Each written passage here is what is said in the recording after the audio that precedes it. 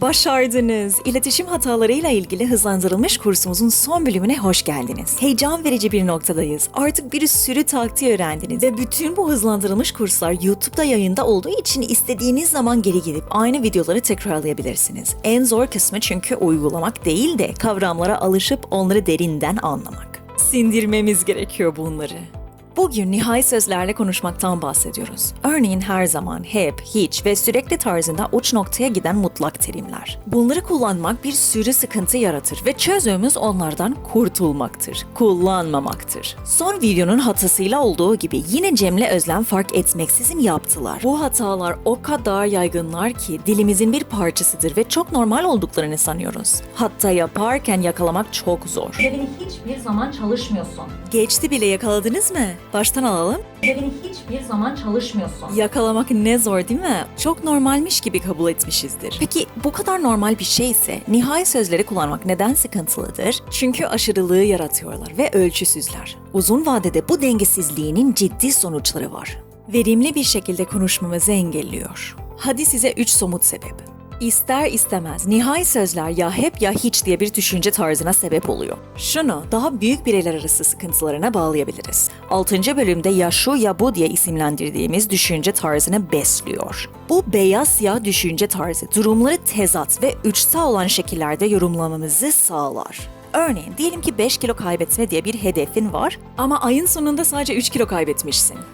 Bu tarz uçta olan düşüncelerle düşünmeye alışıksan, en uç hedefine ulaşamadığın diye kilo kaybetme çabanın başarısız olduğunu düşünürsün. Ki bu çok karmakarışık bir düşüncedir. Kilo kaybettin mi, kaybetmedin mi? Kaybettin, kaybetmeye de devam edebilirsin. Aynı şeyi başka sözlerle söylemek için bu uçta olan sözlerle konuşmak, bizi nihai olmayan durumlar için nihai şekillerde düşünmeye maruz bırakıyor. Bu da asılsız yere hem özgüvenimizi kırar hem de etrafımızdakilerinin iyi olma gayretlerini az sayar. İkinci sebebimiz, hayatta her zaman diye bir şey yoktur. Mutlak olan bir tek Tanrı vardır. Bu gerçeğin yüzünden bu nihai sözlerle konuşmak doğru olmayan şeyleri söylememizi sağlar. Dolayısıyla nihai sözleri kullanmak etrafımızdakilerin büyük haksızlık uğramış olduğunu hissettirir ve güzel eylemlerinden vazgeçtirir. Örneğin ilk videomuzda ebeveyn ödevini hiçbir zaman yapmıyorsun dediğinde çocuk şöyle bir şey kolayca hissetmeye başlayabilir. Wow, hiç mi yapmıyorum?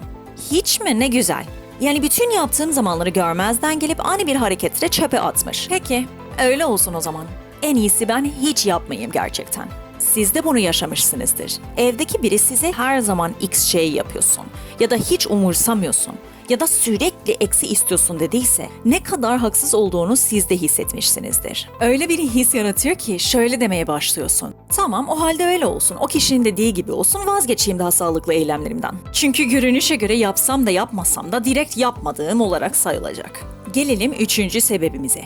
Bazı insanlar gerçekten ekstrem şekillerde düşünmeye alışıklar. Uzun vadede bu çok yakıcıdır. Ama bazı insanlar var ki sözlerimin aşırılığının farkındayım, mecazi dil bu, literal anlamda kullanmadığım için normaldir diye düşünebilir. Ama bu insanların hesaplamadığı bir şey var. Psikolojiye meraklıysanız hafızamız değişken olduğunu duymuş olabilirsiniz. Sabit kalan bellek diye bir şey yok. Bir şey hatırladığımızda ya da bir düşünceye tekrardan düşündüğümüzde değişmeyen bir kayıta bakmak gibi değil de sürekli değişmekte olan bir sürü parçacıkları fiziksel beynimizin bir sürü farklı yerlerinden geri alıp kocaman bir bulmaca gibi yeniden düzenlemeye çalışmak gibidir. Dolayısıyla o düşüncelere ya da hatıralara dair kullandığımız sözler o hatıraları sürekli değiştiriyor.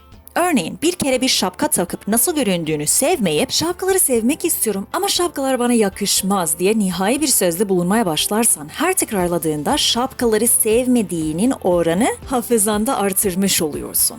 Böyle yaptığında kendini sevdirmeye çalışmana rağmen her seferinde daha az sevileceksin, daha az sevdireceksin kendini. Bu olgu hayatımızı bir sürü değişik şekillerde etkiliyor. Asla sevmeyeceğim dediğin bir iş ya da bir yemek daha az sevebileceksin. Evde hiç yardım etmiyor dediğin bir aile üyesi bu lafı tekrarladığında yardım ettikleri zamanları saymayıp unutursun. Ve ilerledikçe daha az yardım ettikleri gibi algılamaya başlarsın. Elbette ki bu her iki taraf için çok kırıcıdır. Çözümümüz nihai sözleri kullanmayıp daha net ve doğru kelimelerle konuşmaktır. Bunu Cem ve Özlem'e uygulamak sohbetlere nasıl etkiler acaba?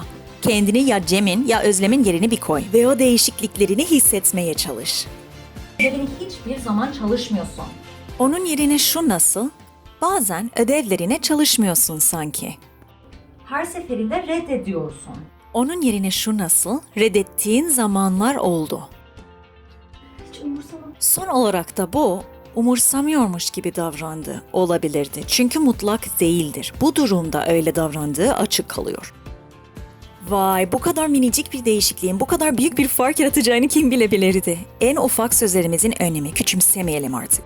Gereken önemi vermeye başlayıp hayatımızda bu kadar ağır yaralara sebep olan bu saçma ve gereksiz iletişim alışkanlıklarımızdan kurtulalım. Son bir kere ısrar etmem gerekiyor. Her videoyu 5-6 kere izlemenizi tavsiye ediyoruz. Çünkü bu kavramları ve her kavramın önemi derinden sindirmek zaman alıyor. Sindirdikten sonra sıkıntılarımızın çözümlerini uygulamak sadece yavaş adımlar ister. Ve benimle beraber bunlar gibi bir sürü değişik konulara değinmek isterseniz Aile Psikolojisi radyo programımızın günleri ve saatleri radyomaranata.com'da bulabilirsiniz. Ayrıca bana Yaşam Suyu Psikolojisi Instagram sayfamda yazabilirsiniz. İyi dinlemeler, esen kalın, görüşürüz.